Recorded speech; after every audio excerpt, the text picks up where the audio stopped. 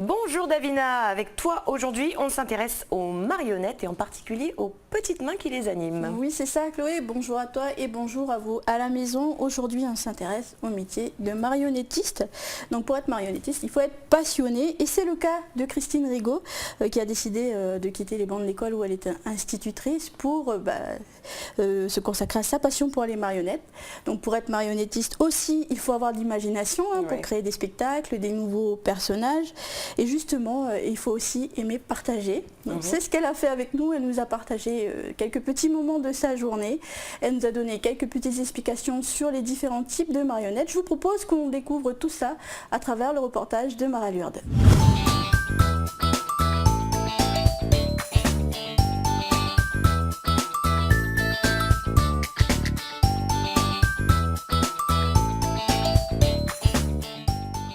Ici, on se trouve dans l'atelier que j'ai monté quand j'ai décidé de me professionnaliser en tant que marionnettiste. C'est l'endroit où je stocke tout mon matériel pour fabriquer mes marionnettes, mes décors, mes accessoires, etc.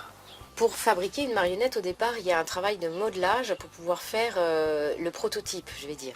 Donc voilà, par exemple, le prototype que j'ai fabriqué pour Garam. Là, je l'ai fabriqué en plastiline, c'est une sorte de pâte à modeler qui ne sèche pas à l'air. J'ai coulé un moule sur la plastiline et après j'ai fait un moule en plâtre pour pouvoir, parce qu'évidemment le silicone c'est mou. Comme là j'avais besoin de pouvoir avoir une tête à l'intérieur de laquelle je puisse bouger, j'ai injecté de la mousse de polyuréthane souple. En fait c'est comme de la mousse à matelas.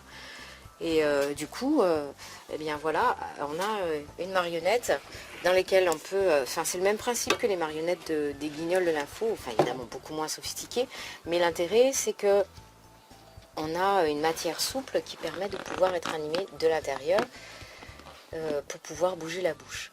Après, une fois qu'on a fini la fabrication de la tête, eh bien, il y a tout le travail de maquillage. Bon, là, j'ai rajouté les yeux, les cheveux, etc. Voilà, mais en fait, en fonction des marionnettes qu'on veut fabriquer, il y a plein de techniques différentes. Et là, après, c'est en fonction de l'imagination. Enfin, c'est l'imagination qui rentre au pouvoir. Parce que là, il n'y a pas de limite. En fait, les marionnettes, c'est plutôt par le type de manipulation qu'elles se différencient. Et donc, il y a la manipulation par le bas, avec la grande famille des marottes. Donc, c'est des marionnettes sur des bâtons qui sont manipulées au-dessus, derrière un castelet, donc derrière un paravent. La famille aussi des marionnettes à gaines du type guignol qui sont enfilées sur la main et qu'on manipule avec les doigts. Et puis la deuxième grande famille, c'est tout ce qui est marionnette à fil, où là le marionnettiste est soit carrément au-dessus sur une estrade et la marionnette est en contrebas, ou alors derrière un paravent qui arrive à la taille et on fait passer les marionnettes au-dessus. Donc voilà, après il y a aussi plein de types de marionnettes en fonction du type de fabrication.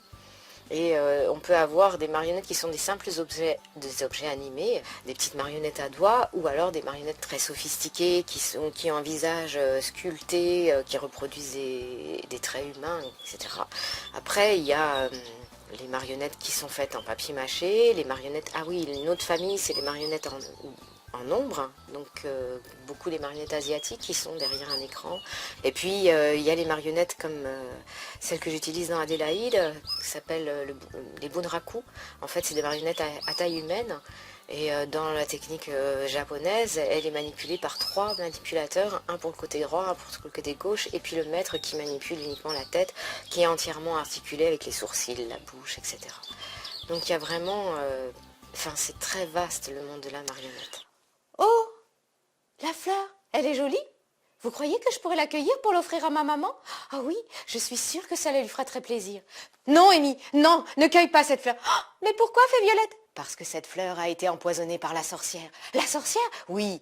Si tu cueilles cette fleur et que tu te piques à l'une de ses épines, alors tu seras ensorcelée à ton tour, pour toujours. En fait, la marionnette, c'est donner vie à des objets, donc... Très jeune, j'ai fabriqué des objets, je faisais beaucoup d'activités manuelles, j'ai fabriqué des poupées de chiffon. Et puis un jour, j'ai fait un stage pour fabriquer une marionnette à fil et c'est un peu le déclencheur. En fait, je pense que je suis incapable de jouer au théâtre, mais par contre, le fait de pouvoir donner vie à des marionnettes sans me montrer, ça me convient bien parce que ça me permet de prendre plein de rôles différents sans qu'on me voie. Maudite fée! Elle a réussi à deviner mon piège. Elle a deviné que j'avais empoisonné cette fleur pour attraper la petite fille. Ah, mais ça ne peut pas se passer comme ça. J'ai absolument besoin d'elle pour mon expérience. Oui, je sais.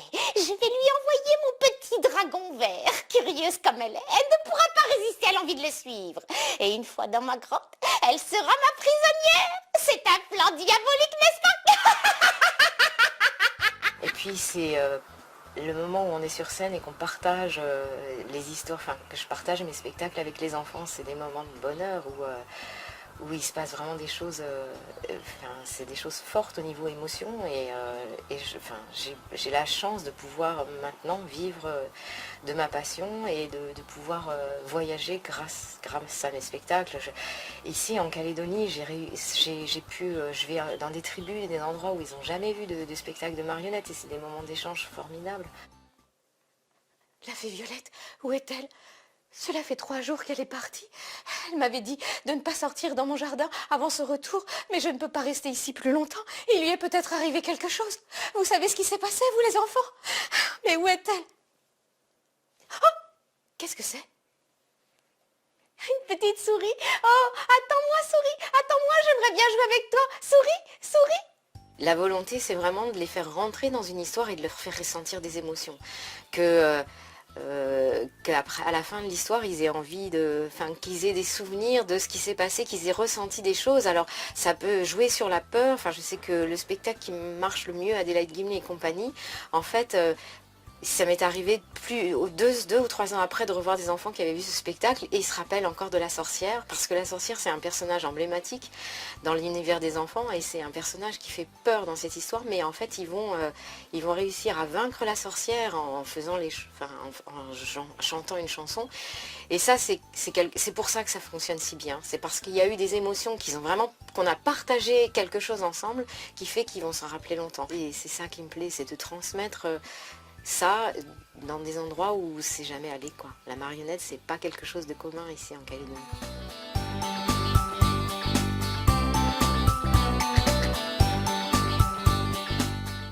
Voilà, alors quels sont ces projets? À quand un nouveau spectacle? Alors en ce moment, elle travaille à la recréation, c'est comme ça qu'elle le dit, de son spectacle Pilotine qui avait connu un grand succès en 2011. Elle voudrait aussi travailler avec les gens du Nord, donc avec eux, leur faire découvrir justement le monde des marionnettes. Donc Pilotine reviendra en avril 2016, enfin c'est ce qui est prévu, on vous tiendra au courant et on vous donnera les dates dès qu'on les aura bien sûr. Et en parallèle, elle travaille aussi à l'écriture d'un nouveau spectacle qui mettra en scène le corbeau calédonien. Donc pour la petite histoire, le corbeau calédonien c'est quand même l'oiseau le plus intelligent au monde d'après ce que j'ai pu trouver durant mes petites recherches. Donc voilà, affaire à suivre pour Christine Rigaud.